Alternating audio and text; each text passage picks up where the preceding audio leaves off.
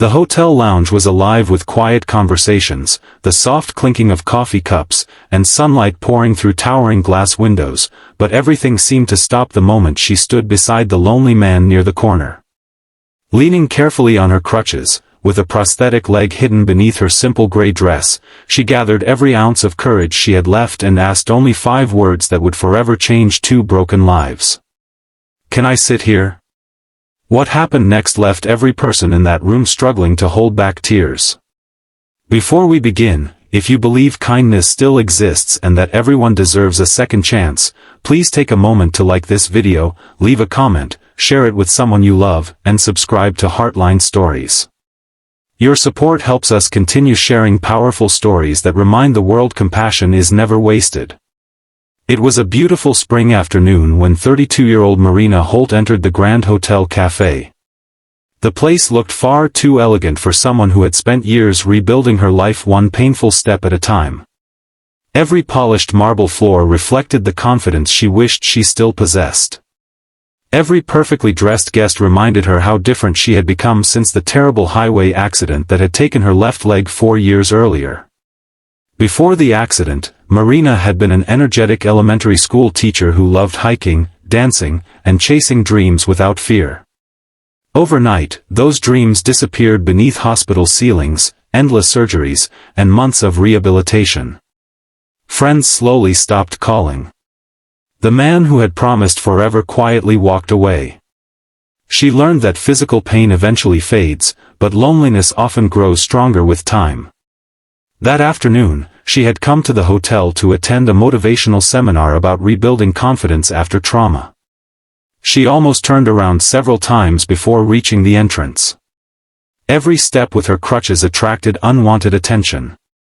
She could feel curious eyes following her across the lobby, even if most people meant no harm. The cafe was crowded, leaving only one empty chair. It sat beside a man who looked equally out of place. Gavin Mercer, 38, wore a neatly pressed navy shirt, but exhaustion covered his face more than any wrinkle ever could. Resting beside his chair was a tiny pink backpack decorated with cartoon butterflies. A small coloring book lay open on the table, though the little girl it belonged to had wandered a few feet away with a hotel employee who was showing her the indoor flower garden. Most people saw only a tired father. They didn't see the sleepless nights. They didn't see the hospital visits. They didn't know his wife had died from an aggressive illness only 18 months earlier, leaving him to raise 6-year-old Hazel alone. Grief had become his permanent companion. Marina hesitated. Every empty table had already been taken. Her arms trembled from balancing on the crutches. Finally, she smiled nervously. "Can I sit here?" Gavin looked up. Instead of glancing at her prosthetic leg like so many others did, his eyes met hers with quiet understanding. He gently stood, pulled out the chair for her, and softly replied, "I've been hoping someone would." The sentence was so unexpected that Marina nearly cried before even sitting down. Neither of them rushed to speak. Sometimes strangers recognize pain because it looks familiar. Minutes passed before conversation naturally unfolded. They spoke about ordinary things first, the weather, coffee, the seminar taking place upstairs, but beneath every simple sentence hid lives filled with silent battles. Then little Hazel returned. She looked curiously at Marina's crutches for only a second before asking the innocent question only children can ask without judgment.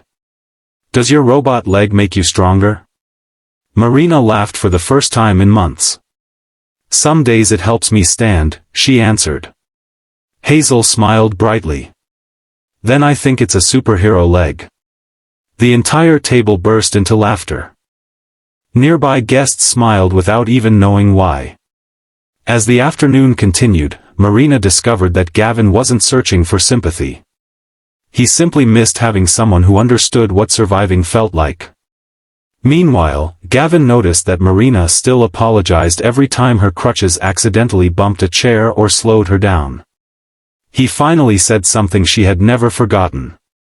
"You're not making anyone's life harder by existing." Those words reached a place years of therapy never could.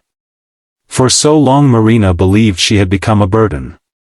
Now, a complete stranger had gently removed that weight with one sentence. Hours passed like minutes. They spoke about fear, healing, dreams abandoned, and dreams still waiting to be found. Neither tried fixing the other's pain. They simply listened. When the seminar ended, people slowly filled the lobby. Some noticed the unlikely trio laughing together. A businessman quietly paid for their meals before leaving. An elderly woman smiled with tears in her eyes. Even hotel staff later admitted they had rarely witnessed such genuine human connection. As they prepared to leave, Hazel slipped her tiny hand into Marina's. "I hope we can be friends forever." Marina felt her heart crack open. She hadn't realized how desperately she missed belonging somewhere. Over the following months, friendship slowly became family. Marina began helping Hazel with schoolwork every Saturday. Gavin encouraged Marina to return to teaching, reminding her that children never cared about perfection, they cared about love. Eventually, Marina accepted a position teaching students with physical disabilities, becoming the very inspiration she once searched for herself. Meanwhile, Gavin slowly learned that loving again didn't mean forgetting his late wife. It simply meant allowing hope to exist beside grief. Together, the three discovered something extraordinary. Healing doesn't arrive all at once. It comes through ordinary afternoons. Simple conversations. Unexpected kindness. One empty chair. And 5 life-changing words. A year later, they returned to the same hotel café. This time, there were no crutches leaning nervously beside the table.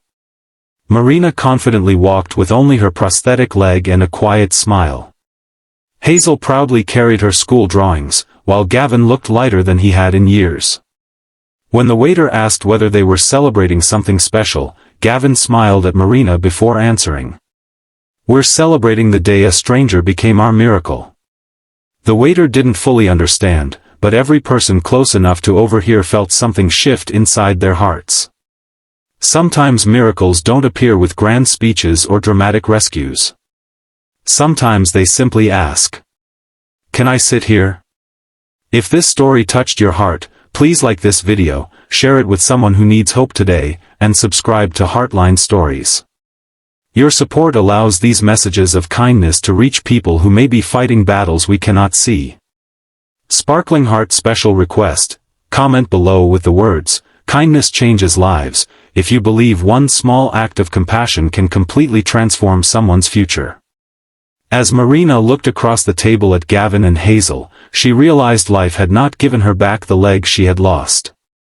Instead, it had given her something far more precious, a place where she was loved exactly as she was. And everyone who witnessed their journey that day walked away remembering one unforgettable truth: sometimes the smallest invitation can become the beginning of someone's greatest second chance.